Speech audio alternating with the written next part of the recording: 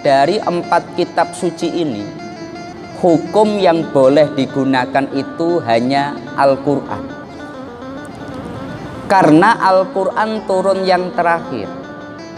Hukum-hukum yang ada di dalam kitab Zabur, di dalam kitab Taurat, di dalam kitab Injil, semua ini sudah diamandemen atau dinasah dengan hadirnya Quran.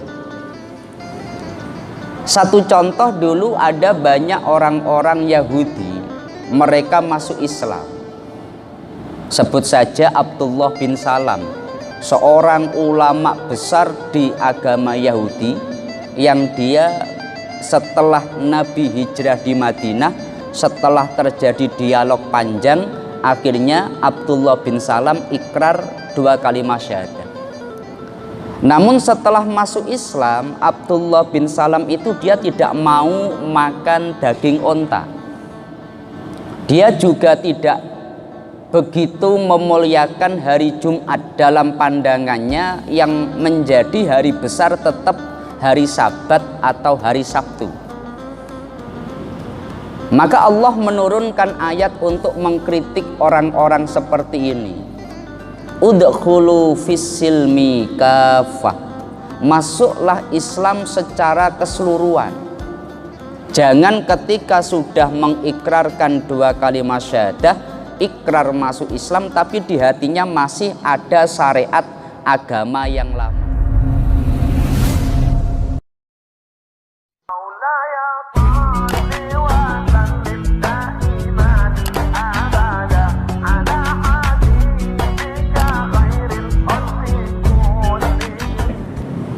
Assalamualaikum warahmatullahi wabarakatuh. Alhamdulillah wa syukrulillah wa binikmatillah, la hawla wa la quwata illa billah. Rabbi syrah li sadri wa yassir li amri wahlul 'uqdatam min lisani yafqahu qawli. Kepada yang kami muliakan segenap jamaah Masjid Agung Batam yang dirahmati Allah Subhanahu wa Ta'ala, seperti biasa setelah melaksanakan sholat zuhur, sejenak marilah kita bersama-sama mengikuti kajian tafsir Asy-Syafi'i. Selama kurang lebih 7 menit ke depan, marilah kita bersama-sama niat thalabul ilmi dan juga niat iktikaf di masjid kita ini, agar duduk kita bersama oleh Allah dicatat sebagai ibadah.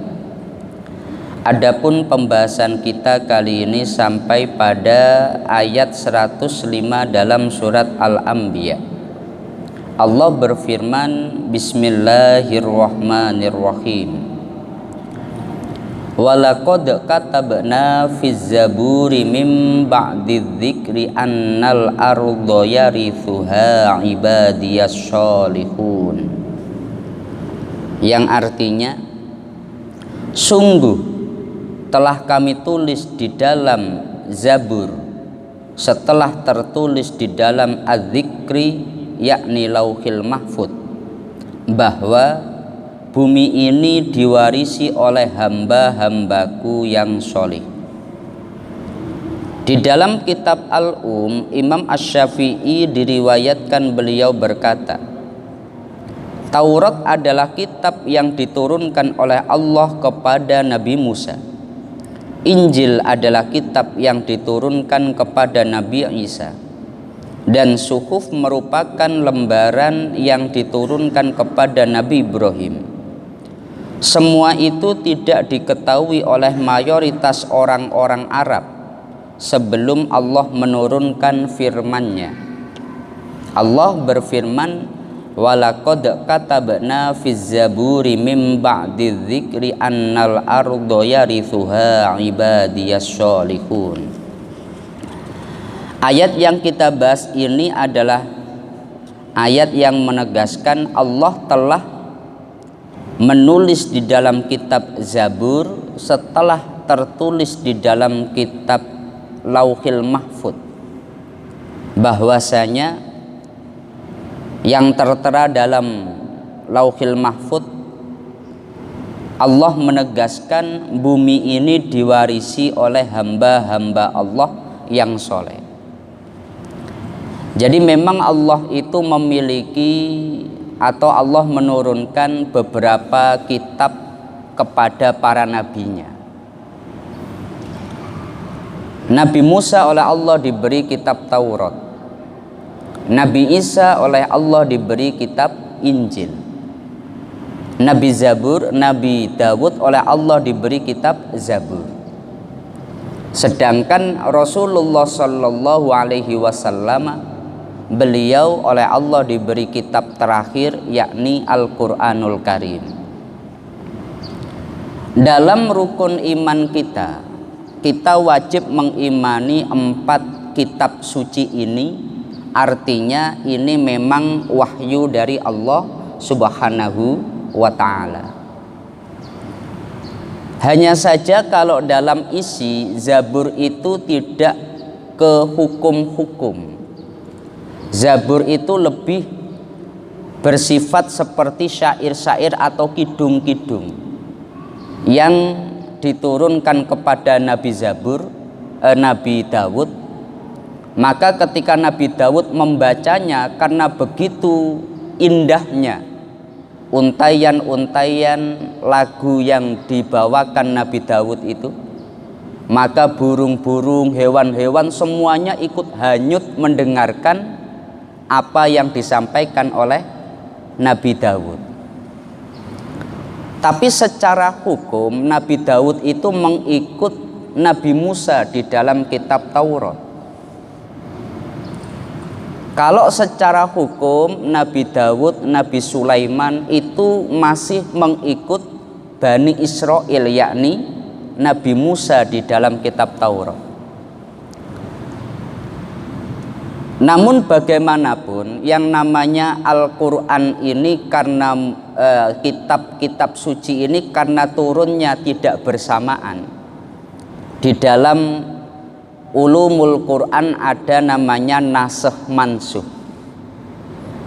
Artinya dari 4 kitab suci ini hukum yang boleh digunakan itu hanya Al-Quran. Karena Al-Quran turun yang terakhir. Hukum-hukum yang ada di dalam kitab Zabur, di dalam kitab Taurat, di dalam kitab Injil, semua ini sudah diamandemen atau dinasih dengan hadirnya Quran.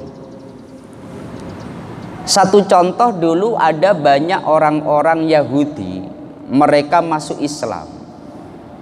Sebut saja Abdullah bin Salam, seorang ulama besar di agama Yahudi, yang dia setelah Nabi hijrah di Madinah, setelah terjadi dialog panjang, akhirnya Abdullah bin Salam ikrar 2 kalimat syahadat. Namun setelah masuk Islam, Abdullah bin Salam itu dia tidak mau makan daging onta. Dia juga tidak begitu memuliakan hari Jumat. Dalam pandangannya yang menjadi hari besar tetap hari Sabat atau hari Sabtu. Maka Allah menurunkan ayat untuk mengkritik orang-orang seperti ini. Udkhulu fis-silmi kafah. Masuklah Islam secara keseluruhan. Jangan ketika sudah mengikrarkan 2 kalimat syahadah, ikrar masuk Islam, tapi di hatinya masih ada syariat agama yang lama. Ini nggak boleh. Karena kalau di dalam kitab Taurat itu memang daging onta itu diharamkan. Kalau dalam Al-Quran itu kan daging babi. Kalau dalam kitab Taurat itu daging onta. Dimulai dari Nabi Ishak, kemudian ditetapkan pada Nabi Musa melalui kitab Taurat, dan itu terus berjalan. Bahkan ketika mereka masuk Islam masih enggan makan daging onta. Sahabat-sahabat Nabi suka sekali daging onta. Tapi orang-orang yang aslinya beragama Yahudi enggak mau sama sekali. Makanya Allah sampai menurunkan ayat udkhulu fis-silmi kafah. Bahkan pernah sahabat Umar bin Khattab ini di dalam kitab tafsir Ibnu Katsir di dalam surat Ali Imran. Sahabat Umar bin Khattab, beliau meminjam beberapa lembaran-lembaran kitab Taurat dipelajari, dan Umar itu begitu tertarik karena dalam pandangan Umar apa yang ada di dalam kitab Taurat sangat luar biasa. Akhirnya Umar menyampaikan pendapatnya kepada Nabi Muhammad. Umar menyampaikan, Nabi, saya sudah membaca kitab Taurat. Kalau kitab Taurat kok begini. Seketika Nabi Muhammad itu beliau wajahnya berubah, beliau tidak suka. Bahkan Nabi berkata, Umar, bahkan seandainya Nabi Musa sekarang hidup, dia harus ikut kepada saya. Nabi Muhammad menyampaikan, kalau kamu mengikuti Taurat maka kamu akan sesat.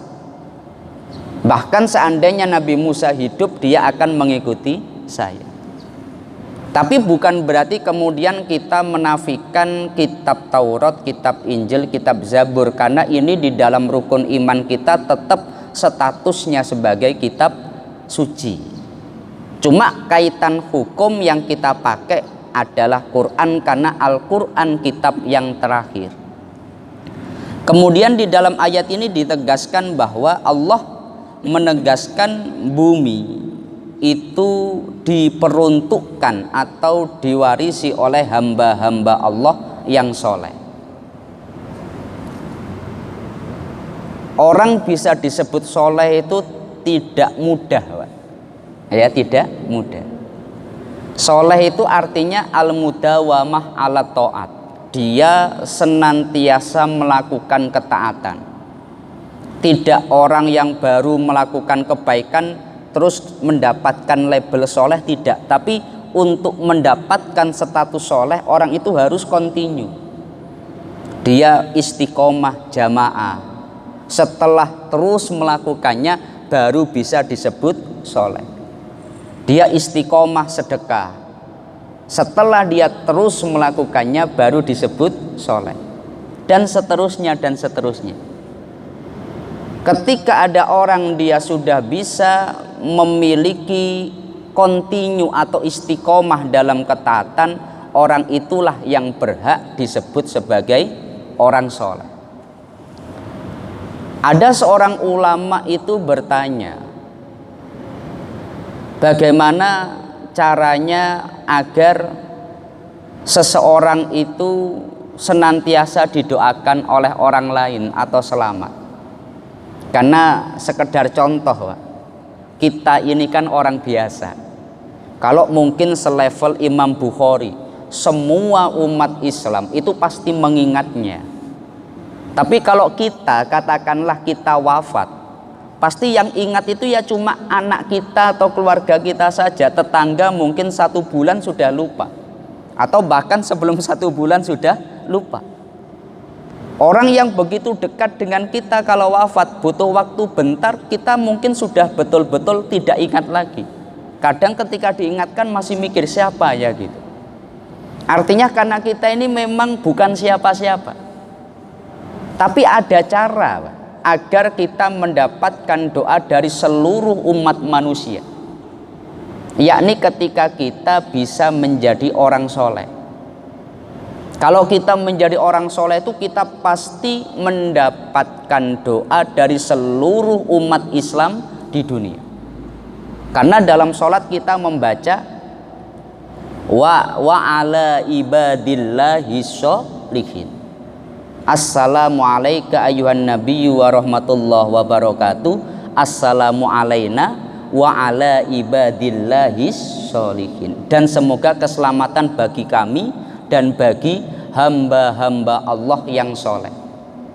Kita kalau sholat semua kita ini pasti menyebut orang soleh dan mendoakan. Maka kalau kita ingin menjadi orang yang selamat, mendapatkan doa dari seluruh umat manusia, bahkan tidak kenal kepada kita pun akan doa kepada kita. Yakni caranya dengan kita menjadi orang soleh. Lah ketika kita sudah menjadi orang soleh ini, kita menjadi pewaris Allah untuk buminya Allah ini. Kalau ada orang nggak soleh kok dia berada di bumi, sebetulnya dia itu ngontrak, Pak. Dia bukan pemiliknya, sebetulnya ngontrak. Pemiliknya siapa? Ya orang-orang yang soleh. Dan semoga sebagai penutup, semoga kita semuanya ini oleh Allah diberi kemudahan untuk menjadi hamba-hamba Allah yang soleh, dan semoga kita semuanya oleh Allah diberi kemudahan untuk bisa menjadi golongan orang-orang yang husnul khotimah. Mungkin itu yang bisa kami sampaikan, semoga bermanfaat. Mari kita tutup dengan bersama-sama membaca surat Al-Fatihah. Al-Fatihah. A'udzubillahi minasyaitonirrajim. Bismillahirrahmanirrahim. Alhamdulillahirabbil alamin arrahmanirrahim maliki yaumiddin. Iyyaka na'budu wa iyyaka nasta'in ihdinas siratal mustaqim siratal ladzina an'amta 'alaihim ghairil maghdubi 'alaihim waladdallin. Amin. Demikian yang bisa kami sampaikan, kurang lebihnya dari kami mohon maaf. Akhirul qauli wallahul muwaffiq ila aqwamit thoriq. Wassalamualaikum warahmatullahi wabarakatuh.